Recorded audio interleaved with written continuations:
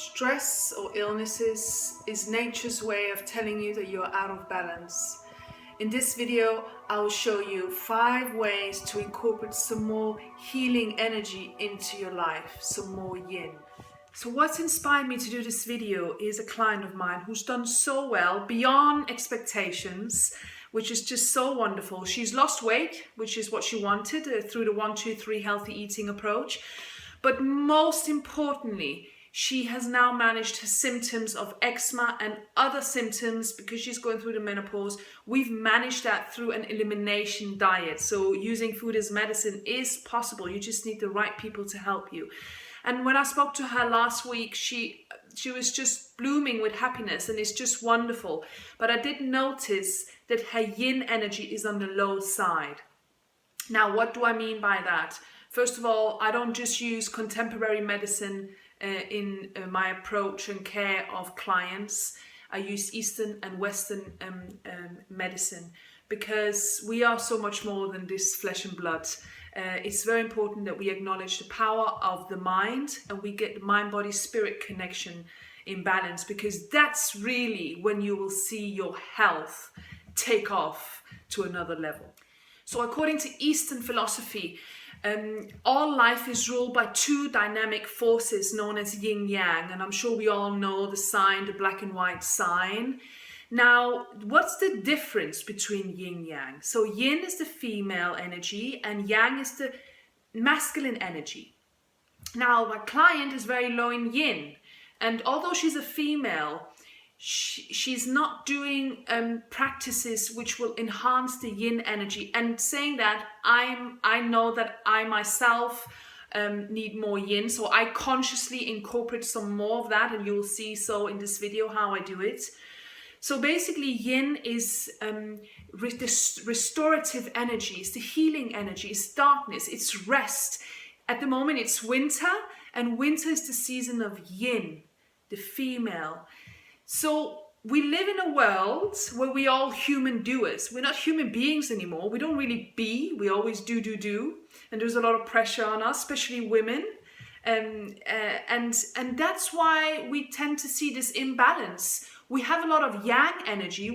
We do all the time. We strive to achieve. We don't rest because we can't, because there's so much to do. So that's where the imbalance happens, and it will show up in your life when the yin-yang is not in balance. It will show up in your life in the form of stress, illnesses, and other symptoms. So we are all really cut flowers. We are all flowers, but we are cut. We're not blooming as we really should. And you can only really bloom when you look after yourself from the inside out. And again, yin energy is actually inward energy. Yang is outward energy. So how much inward work do you do? If you don't, then hopefully this video will inspire you to, because you will find that it will really help you in terms of your health and well-being. And what's greater wealth than health? Number 1 is connect with nature. There's something about going for a walk, or if you're sat on a bench, and what I like is to look at the trees or the lake,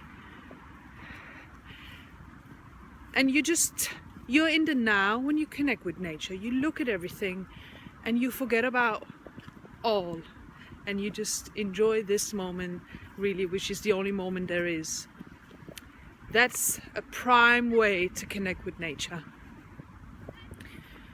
I mean, I'm in a park at the moment and you can still hear the cars, and I think there's an ice cream van driving around as well. I don't know what he's doing this time of year, but if you want to incorporate some more yin energy into your life, no matter the weather, you must go out.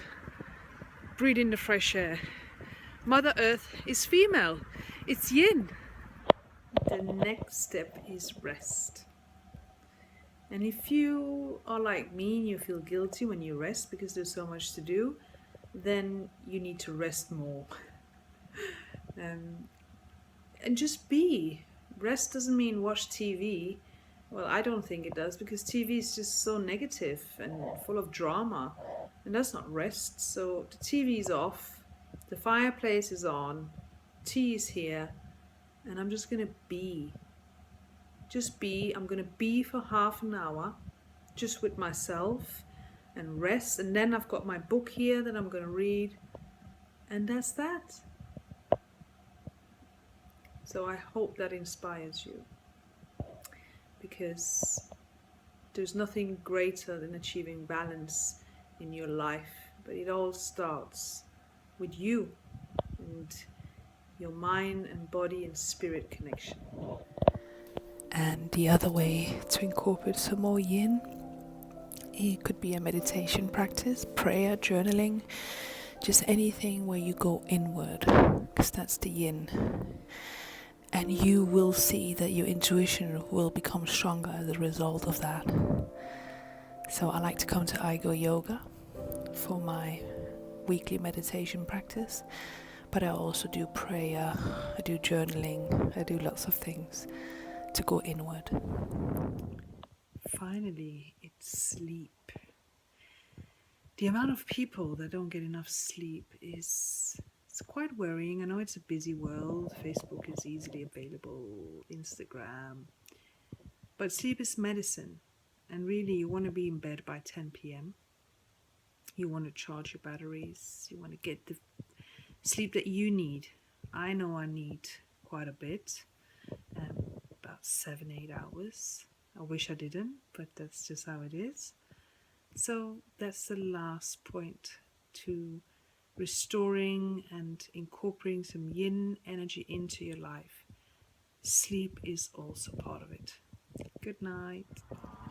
Now, you may have realized by now that all the strategies are self-care strategies. And for whoever's watching this, we all care for people to some extent. And I have a big responsibility to give of myself to people every day, children and adults. So it's actually a divine responsibility to look after yourself before you can look after anyone else. We all know that when we get stressed and agitated, it's because we haven't balanced ourselves, and that will affect other people.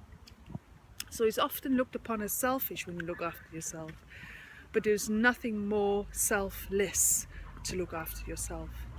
So I hope these strategies have been encouraging, and I hope that you incorporate some more yin into your life, or some more yang, depending on who you are. So it's Nishti here, dietitian.